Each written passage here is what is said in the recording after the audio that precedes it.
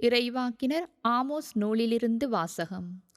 ஆண்டவர் கூறுவது இதுவே: இஸ்ரவேல் எண்ணற்ற குற்றங்கள் செய்ததற்காக நான் கொடுத்த தண்டனை தீர்ப்பை மாற்றவே மாட்டேன். ஏனெனில் அவர்கள் நேர்மையாளரை வெள்ளிக்காசுக்கும் வறியவரை இரு காலணிக்கும் விற்கிறார்கள். நேர்மையாளரை வெள்ளிக்காசுக்கும் வறியவரை இரு காலணிக்கும் விற்கின்றார்கள். ஏழைகளின் தலைகளை மண்ணில் புழுதிப்பட மிதிக்கின்றார்கள்.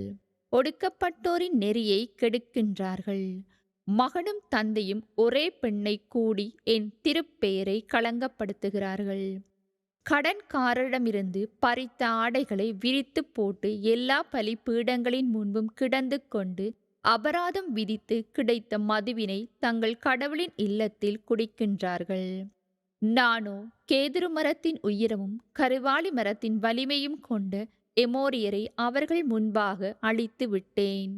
மேலே அவர்களுடைய கனிகளையும் கீழே அவர்களுடைய வேர்களையும் அழித்து விட்டேன். மேலும் எகிப்து நாட்டிலிருந்து உங்களை அழைத்து வந்து 40 ஆண்டுகள் பாலை நிலத்தில் உங்களை வழிநடத்தி எமோரியர் நாட்டை நீங்கள் உரிமை சொத்தாக்கிக் கொள்ள செய்தேன். வைக்கோல் பொதி நிறைந்த வண்டி அழுத்துவது போல உங்களையும் நீங்கள் இருக்கும் இடத்திலேயே அழுத்துவேன். விரைந்தோடுகிறவனும் தப்ப முடியாது வலிமையுள்ளவனும் தன் வலிமையை இழந்து விடுவான். வீரனாலும் தன்னுயிரை காத்து கொள்ள முடியாது. வில்லேந்தும் வீரன் எதிர்த்து நிற்க மாட்டான். விரைந்தோடுபவனும் தன்னை காப்பாற்றிக் கொள்ள மாட்டான். குதிரை வீரனாலும் தன்னுயிரை காத்து கொள்ள முடியாது.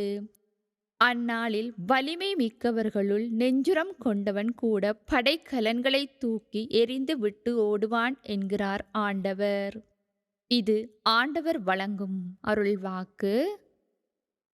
புனித மத்தேயு எழுதிய நற்செய்தியிலிருந்து வாசகம். அதிகாரம் 8, இறைவசனங்கள் 18 தொடக்கம் 22 முடிய.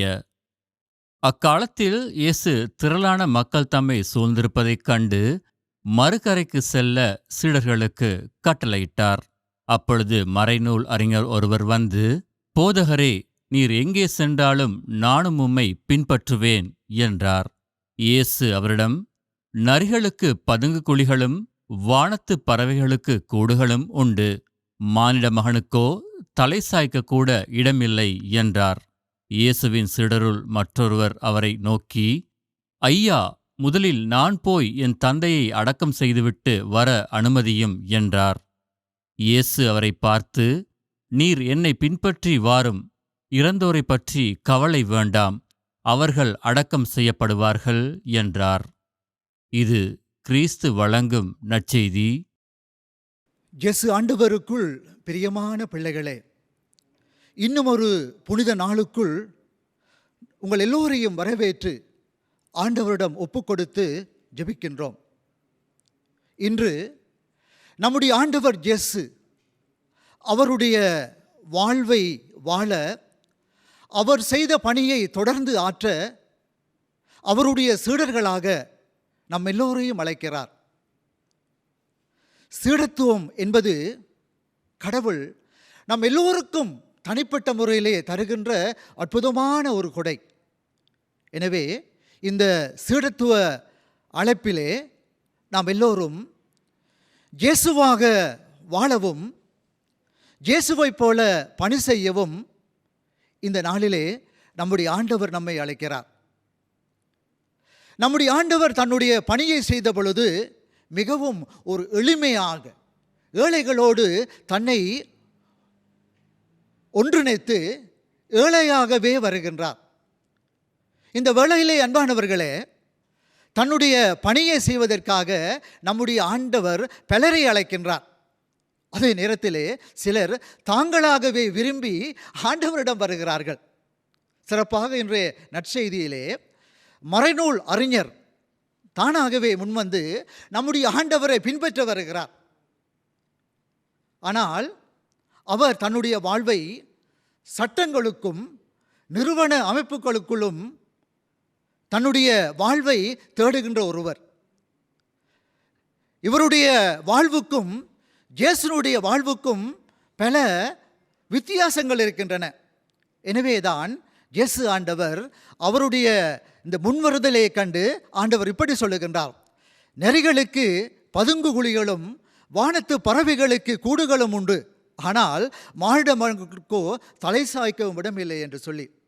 அன்பான பிள்ளைகளே, நாம் எல்லோரும் தலை சாய்க்கவும் இடமில்லாத ஒரு அற்புதமான ஆண்டவரை பின்பற்ற வந்திருக்கிறோம். எனவே இந்த ஆண்டவருடைய அழைப்பு நிச்சயமாக நம்முடைய வாழ்வை மாற்றும். மேலுமாக அன்பானவர்களே, இன்னொருவர், அவர் இயேசுனுடைய ஒரு சீடர். அவரும் நம்முடைய ஆண்டவரை பின்பற்றுவதற்காக தானாகவே முன்வருகின்றார். ஆனால் அவருடைய வாழ்விலும் பல நிபந்தனைகள் இருக்கின்றன. அவருடைய வாழ்வை அன்பானவர்களே, நம்முடைய ஆண்டவருக்கு நம்முடைய வாழ்விலே முன்னுரிமை அளிக்க வேண்டும். நம்முடைய ஆண்டவர் 10லே 11வது கடவுள் அல்ல.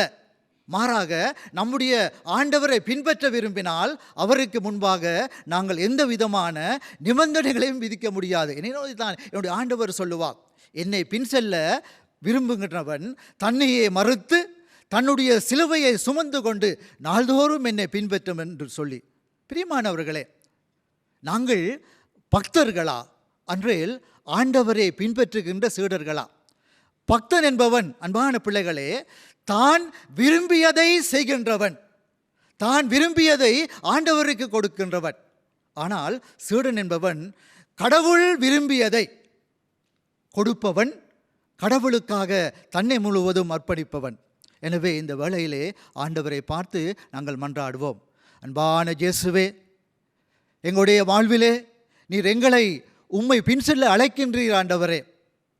மேலாகவே உம்மை பின் செல்ல விரும்பினால் எங்களுடைய நாளாந்த சிலுவைகளை, கஷ்டங்களை சுமந்து உம்பின்னே வருமாறு ஒவ்வொரு நாளும் எங்களை அழைக்கின்றீரே. ஆண்டவரே, உம்முடைய வார்த்தைகளுக்கு நாங்கள் ஆவலோடு செவிசாய்த்து எங்களுடைய அன்றாட வாழ்வினுடைய சிலுவைகளை நம்பிக்கையோடு சுமந்து செல்ல வரந்தாரும். கிறிஸ்துவுக்கு புகழ். மரியே வாழ்க.